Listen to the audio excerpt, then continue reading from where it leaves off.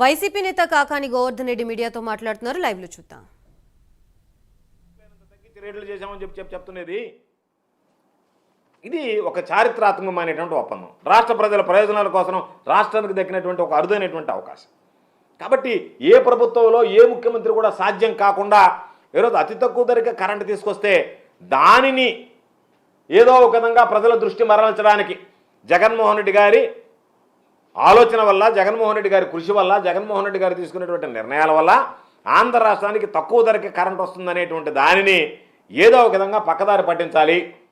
జగన్మోహన్ రెడ్డి గారి పుణ్యాన రైతులకు 9 గంటలు ఉచితకు సమృద్ధిగా ఈరోజు అధికారంలో లేకపోయినా ఆయన అధికారంలో ఉన్నప్పుడు సమృద్ధిగా సమకూర్చాడు అనేటువంటిది వినిపించకూడదు, వినపడకూడదు.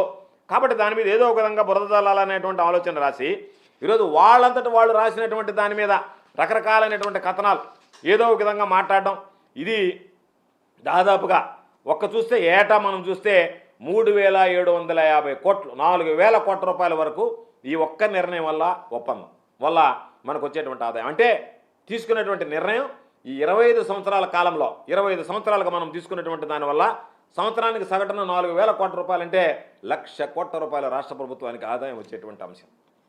వీటన్నిటినీ మరుగున పెట్టి ఏదో ఒక ఈనాడులో మరొక అతను రాశాడు. ఏమని రాశాడంటే గుజరాత్లో ₹99 వస్తుందన్నారు. ఇంటర్ ట్రాన్స్మిషన్ ఛార్జెస్ ఏమన్నా ఈనాడు భరిస్తుందా?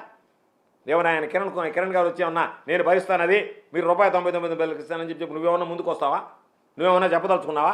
ఇంటర్ ట్రాన్స్మిషన్ ఛార్జెస్ లేకుండా ₹99 అయితే ఇంకొక ₹2 ఇంటర్ ట్రాన్స్మిషన్ ఛార్జెస్కి అయితే అది ₹4 కాలేదా?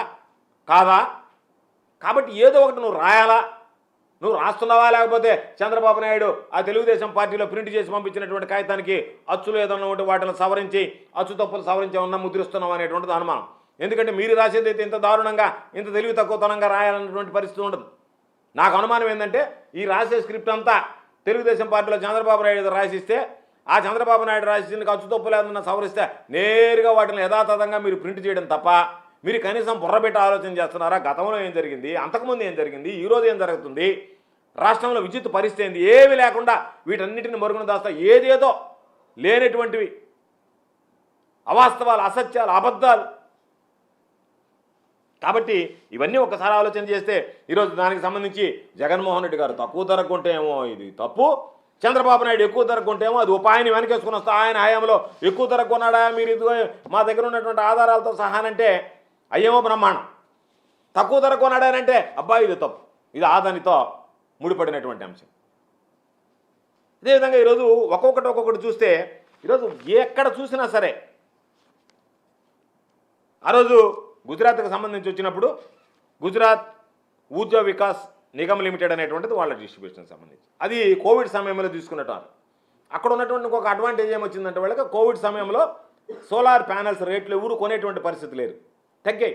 ఆ తర్వాత కోవిడ్ వెళ్ళిన తర్వాత మళ్ళీ వాటికి సంబంధించినటువంటి రేట్లు పెరిగాయి. కాబట్టి వాటిని చూపించి అవి కూడా ₹99 కానంటే అవి ఒక మరో ₹2 కలిస్తే మొత్తం ₹4 అవుతాయనేటువంటి దాన్ని విస్మరించి రకరకాలుగా మాట్లాడారు. వీటన్నిటితో పాటు పాపం ఈ మధ్య బాలినేని శ్రీనివాసరెడ్డి గారు మాట్లాడాడని చెప్పి ఆయనది ఒక పెద్ద అంశం వేశారు. పాపం బాలినేని శ్రీనివాసరెడ్డి గారు మా అందరికీ మిత్రుడే, మాతో పాటు కలిసి పనిచేసినటువంటి జగన్మోహన్ రెడ్డి గారి వల్ల ఎమ్మెల్యే అయ్యాడు, జగన్మోహన్ రెడ్డి గారి వల్ల మంత్రి అయ్యాడు.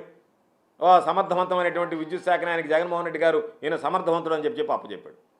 అసలు నేను మంత్రిగా పనిచేశాను, వాసన మంత్రిగా పనిచేశాడు, వాసనతో మాకు అనుబంధ సంబంధాలు ఉన్నాయి, నెల్లూరు జిల్లాకి ఇన్ఛార్జి మంత్రిగా పనిచేశాడు.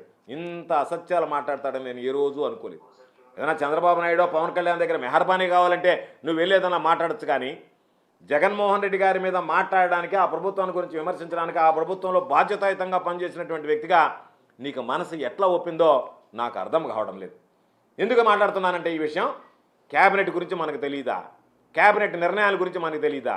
క్యాబినెట్ సమావేశం రేపు జరుగుతుందంటే వాసనాను అతను మంత్రిగా పనిచేశానని చెప్తున్నావు, ఎంత హడావిడిగా ఉంటారు అధికారులు, ఎన్ని రకాలైనటువంటి అజెండాలు ఉంటాయి, ఎన్ని రకాలైనటువంటి ప్రయోజనాలు, రాష్ట్ర ప్రయోజనాలు ఉంటాయి, ఎన్ని రకాలైనటువంటి చట్టాలను తీసుకొస్తారు, ఎన్ని రకాలైనటువంటి విధానపరమైనటువంటి నిర్ణయాలు